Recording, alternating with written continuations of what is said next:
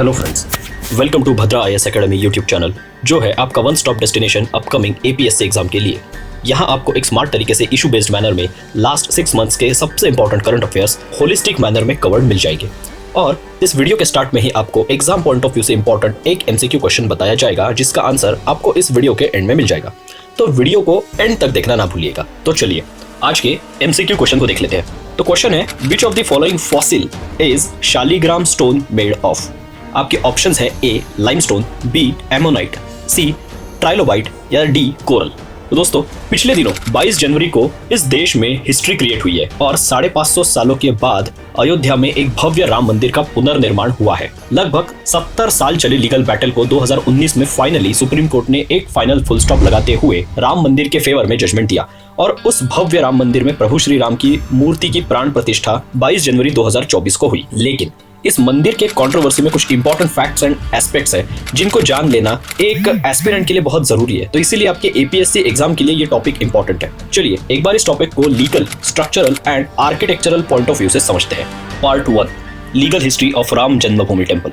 देखिए, हिस्टोरिकली ऐसी मान्यता है कि अयोध्या में प्रभु श्री राम के अवतार छोड़ने के बाद उनके बेटे कुश ने यहाँ एक बहुत ही भव्य ऐसा राम मंदिर बनवाया, जिसको समय समय पर आने वाले सालों में राजाज एंड जो सम्राट थे उन्होंने रीडेवलप भी करवाया। फॉर एग्जांपल अगर बताया जाए तो कभी गुप्ता डायनास्टी के विक्रमादित्य ने, तो कभी पुष्यमित्र शुंगा ने इस मंदिर का एक तरीके से रिनोवेशन करवाया। और आने वाले सालों में कई सारे फॉरेन इन्वेजन्स के बावजूद और इस मंदिर को डिस्ट्रॉय करने के मोटिव से यहाँ पर अटैक्स किए जाने के भी बावजूद वो ज्यादा सक्सेसफुल नहीं हो पाए। लेकिन फाइनली 1529 में बाबर के एक कमांडर ने, जिसका नाम था मीर बाकी, उसने अयोध्या में बेस्ड राम मंदिर को तोड़कर यहाँ पर एक मॉस्क जैसे स्ट्रक्चर का निर्माण किया और इसका रेफरेंस आपको बाबरनामा में मिल जाएगा। लेकिन उसके बाद औरंगजेब के रेन में अयोध्या का जो गवर्नर था औरंगजेब का, जिसका नाम था फिदाई खान, उसने 1660 एडी में यहाँ पर एक बहुत बड़ी मस्जिद का निर्माण किया। लेकिन हिंदूज की तरफ से कॉन्स्टेंटली यहाँ पर मंदिर को रिस्टोर करने के लिए स्ट्रगल चलता रहा और 1949 में एक दिन अचानक बाबरी मस्जिद के अंदर प्रभु श्री राम की मूर्तियां पाई गई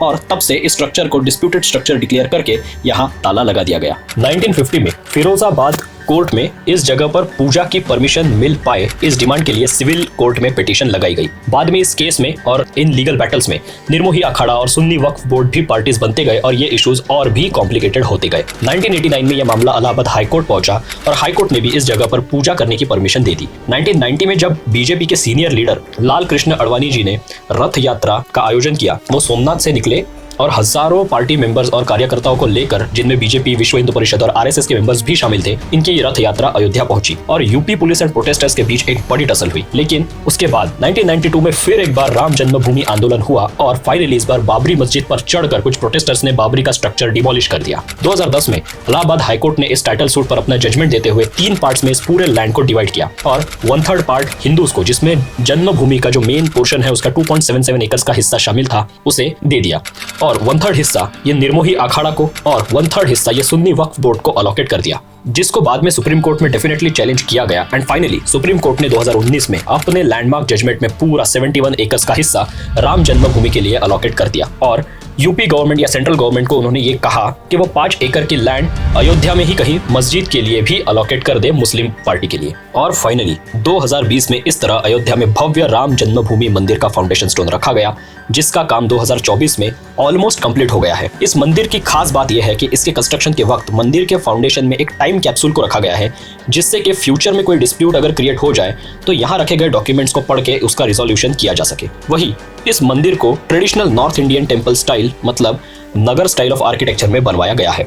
इस मंदिर में कंस्ट्रक्शन के लिए पिंक सैंडस्टोन्स राजस्थान के भरतपुर और मिर्जापुर वगैरह से लाए गए हैं और इस कंस्ट्रक्शन में किसी टाइप के आयरन या स्टील का यूज नहीं किया गया है, जिससे कि रस्टिंग का स्कोप ही नहीं रहे।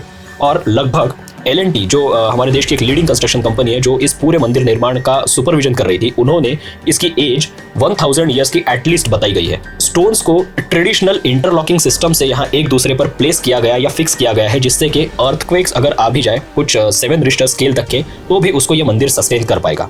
साथ ही साथ प्रभु श्री राम की जो मूर्ति है वो भी एज ओल्ड शालिग्राम जो ब्लैक स्टोन है, मतलब जो एक फॉसिल है ये बहुत ही पुराना, तो उससे ये बनी हुई है। और इसे भगवान विष्णु का एक रूप भी कहा जाता है शालिग्राम को। ये जो स्पीशीज है जिनको एमोनाइट्स कहते हैं, ये बहुत पुराने फॉसिल्स हैं और अब ये मतलब डायनासोर्स के टाइम फ्रेम में ही एक्सटिंक्ट हो गए थे, पर फिर भी इनके कुछ डिपॉजिट्स नेपाल के रीजन में वगैरह मिलते हैं, तो उनसे बना हुआ ये शालिग्राम का स्टोन है जिससे ये प्रभु श्री राम की मूर्ति बनाई गई है। सो जैसा कि हमने कहा कि इस मंदिर को traditional north Indian Nagar style of architecture में बनवाया गया है, तो एक बार नगर स्टाइल ऑफ आर्किटेक्चर के बस कुछ की पॉइंट्स को देख लेते हैं।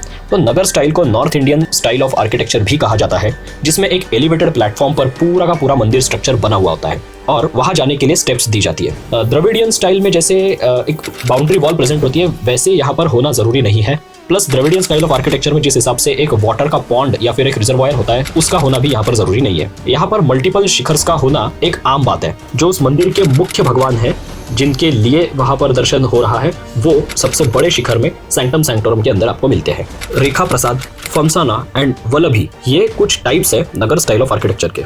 आपने अगर देखा होगा कि 64 योगिनी टेम्पल जो बीच में न्यूज में भी था, क्योंकि पुराना जो हमारा संसद भवन था वो उससे इंस्पायर्ड था, तो वो मंदिर, उसके बाद Jagannathpuri temple, Swaminarayan temple etcetera, ये कुछ एग्जांपल्स हैं नगर स्टाइल ऑफ आर्किटेक्चर के। तो फ्रेंड्स, ऐसा था ये आज का हमारा पूरा डिस्कशन। होपफुली आपको पसंद आया होगा। और अब देख लेते हैं आज के एमसीक्यू क्वेश्चन के आंसर को। तो आंसर है ऑप्शन नंबर बी, एमोनाइट। तो फ्रेंड्स, ऐसे ही इंटरेस्टिंग और एग्जाम सेंट्रिक टॉपिक्स को हम आपके सामने रेगुलरली ला रहे हैं। तो इसके लिए आपको सिर्फ एक छोटा सा काम करना है, आपको हमारे साथ जुड़े रहना है और हमारे भद्रा IAS एकेडमी के यूट्यूब चैनल को सब्सक्राइब करना है।